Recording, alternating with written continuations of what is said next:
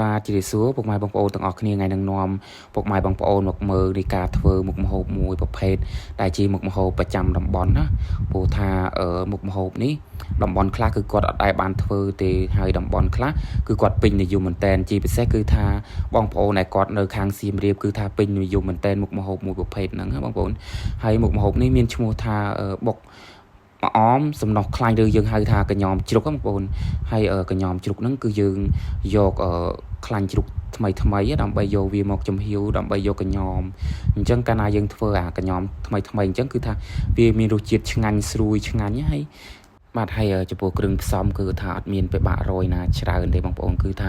មានតែប្រហែលមុខហ្នឹងឯងមានដូចជាសំណុះខ្លាញ់មានម្អមមានប្រហុកហើយប្រហុកហ្នឹងគឺយើងដាក់ប្រហុកឆ្អិនយើងយកវាទៅអាំងឲ្យឆ្អិនមកយើងបើសិនជាបងប្អូនចូលចិត្តប្រហុកឆៅបងប្អូនដាក់ប្រហុកឆៅទៅតែខ្ញុំចូលចិត្តដាក់ប្រហុកឆ្អិនហើយចំពោះខ្ទឹមសខ្ទឹមក្រហមម្ទេសហ្នឹងគឺថាយើងយកវាទៅលីងដើម្បីឲ្យវាឈ្ងុយបងប្អូនយើងយកវាទៅលីងឲ្យវារៀងសពបតិចមកដើម្បីយើងបុកទៅវាមានរសជាតិឈ្ងុយហើយជាដំបូងគឺថាយើងធ្វើការដាក់ខ្ទឹមក្រហមខ្ទឹមសហើយនឹងម្ទេសដើម្បីធ្វើការបុកវាឲ្យវាជាមុនសិនបងប្អូនហ្នឹងហើយយើងបុកវារហូតតទៅវាម៉ត់ទៅបងប្អូនយើងបុកវាបែបហ្នឹងមកហើយបើសិនជាចង់ឲ្យវាឆាប់ម៉ត់បងប្អូនដាក់លាយកសាំងចូលតែម្ដងម្ជូរកសាំងហ្នឹងគឺมันចាស់ហើយក៏มันខ្ចីដែរយើងដាក់វាចូលគ្នាអញ្ចឹងយើងបុកវាឆាប់ម៉ត់បងប្អូនហ្នឹងហើយបន្ទាប់ពីយើងបុកម្ជូររៀងម៉ត់ហើយយើងចាប់ដើមដាក់ប្រហុកដែលយើងបានអាំងនឹងចូលតែម្ដងបងប្អូនគឺយើងបុកជាបន្តទៀតបុកវាឲ្យវាសព្វចូលគ្នាអញ្ចឹងបងប្អូនធ្វើម៉េចឲ្យវាសាច់ប្រហុកហ្នឹងគឺថាចូលជាមួយនឹងម្ជូរនិងខ្ទឹមរបស់យើងនឹងឲ្យវាសព្វចូលគ្នាអញ្ចឹងណាបាទតែបន្ទាប់ពីយើងបុកវារៀងម៉ត់ហើយយើងចាប់ដើមថែមគ្រឿងបន្តិចគឺថាយើងថែមជាមួយនឹងស្ករសប៊ីចេងហើយនឹងម្សៅស៊ុបបន្តិចដើម្បីឲ្យបង្កើនរសជាតិកាន់តែឆ្ងាញ់ទៀតណាបងប្អូនអញ្ចឹងយើងថែមគ្រឿងវាបន្តិចទៀតទៅដើម្បីឲ្យរសជាតិបុករបស់យើងនឹងកាន់តែមានរសជាតិឆ្ងាញ់បន្ថែមហ្នឹងហើយបន្ទាប់មកគឺចាប់ដើមដាក់សំណុះខ្លាញ់ចូល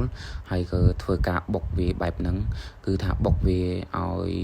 សព្វឲ្យម៉ត់ណាបងប្អូនយើងបុកវាបែបហ្នឹងរហូតតវាម៉ត់អញ្ចឹងទៅបាទដូចខ្ញុំបាននិយាយអញ្ចឹងមុខម្ហូបមកប្រភេទហ្នឹងតំបន់ខ្លះគឺគាត់អត់ដែលបានឃើញឬក៏អត់ដែលបានដឹងទេប៉ុន្តែពេញនិយមសម្រាប់តំបន់ខាងសៀមរាបគឺថាគាត់ពេញនិយមមែនតែនមុខម្ហូបហ្នឹងប្រចាំតកូលគាត់ហើយអ្នកគ្រួសារខ្លះគឺថាមួយខែគាត់បុក2ទៅ3ដងក្នុងមួយខែគាត់បុកហូបព្រោះថារដូវខែភ្លៀងអញ្ចឹងគឺមុខម្ហូបនឹងឆ្ងាញ់មែនតែនហើយបើសិនជាមានបាយកកវិញរឹតតែអែមហើយបន្ទាប់ពីយើងធ្វើការបុកកញ្ញោមខ្លាញ់រៀងម៉ត់ហើយយើងចាប់ដើមដាក់ម្អមចូលយើងបុកម្អមជាមួយនឹងចូលទៅក្នុងនឹងឲ្យវារៀងម៉ត់ទៅតែបើសិនជាបងប្អូនចូលចង់បន្ថែមអីពីលើដូចជាជីនឹងវងជីអីឬក៏លឹកខ្ទឹមអីដាក់បានប៉ុន្តែខ្ញុំអត់ដាក់ទេខ្ញុំដាក់តែម្អមតែមួយមុខទេគឺថាឈ្ងុយឆ្ងាញ់ហើយប៉ុណ្ណឹងខ្ញុំចូលចិត្តតែម្អមអញ្ចឹងណាបាទចំពោះបងប្អូនខ្លះគឺការធ្វើរបស់គាត់គឺគាត់ថែមជាមួយនឹងត្រីអាំងឬក៏ត្រីឆ្អើរអញ្ចឹងទៅអានេះទៅតាមចំណងចំណូលចិត្តនីមួយប៉ុន្តែខ្ញុំអត់ចូលចិត្តដាក់ត្រីឬក៏ត្រីឆ្អើរអីទេខ្ញុំដាក់តែ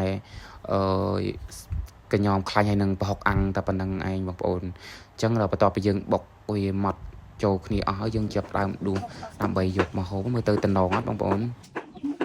អរគុណណាបងប្អូនមកហូបទាំងអស់គ្នាបងប្អូន